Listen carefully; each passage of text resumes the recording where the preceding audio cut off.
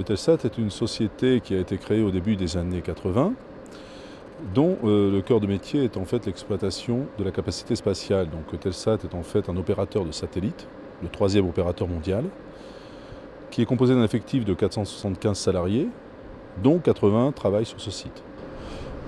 Vous êtes sur le site d'Eutelsat, le téléport de Saint-Symphorien-le-Château, qui est situé sur le territoire de Saint-Symphorien-le-Château, mais juste à la limite de l'Île-de-France, et qui sert en fait d'interface Terre-satellite, qui nous permet donc de pouvoir communiquer, exploiter nos satellites.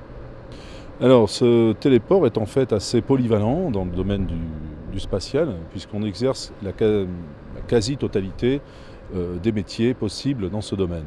À savoir que nous sommes capables depuis ce site de mettre à poste un satellite, ensuite nous l'exploitons, à la fois commercialement, c'est-à-dire que nous exploitons sa capacité à nous transmettre ces signaux, à nous retransmettre ces signaux, mais également nous le maintenons à poste via des activités de télécommande, ranging, etc., ce qu'on appelle les activités TCR, et puis bien sûr jusqu'à sa fin de vie où il est dans ce cas-là désorbité et remplacé. Lorsque Eutelsat a racheté ce site, c'était donc, comme je vous l'ai dit, en septembre 2004, à France Télécom, il y a eu depuis d'énormes investissements qui ont été faits. En l'espace de 5 ans, comme vous voyez, le site a quasiment quintuplé en termes d'antennes, ce qui est considérable.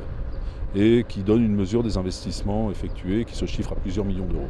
Donc c'est un centre de contrôle qui permet la supervision d'exploitation des satellites et qui est occupé 24 heures sur 24 par une équipe d'environ une trentaine de contrôleurs. Nous avons en premier lieu un projet de sécurisation de l'énergie primaire.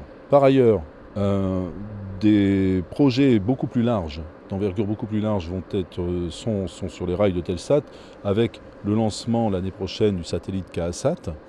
Et ce satellite nécessitera des infrastructures disséminées un peu partout en Europe et dont le téléport en supportera une partie par la construction de nouvelles antennes, de nouveaux bâtiments et tout pour exploiter ce satellite dans le cadre de l'Internet au débit, en fait, de la réduction de la fracture numérique en Europe.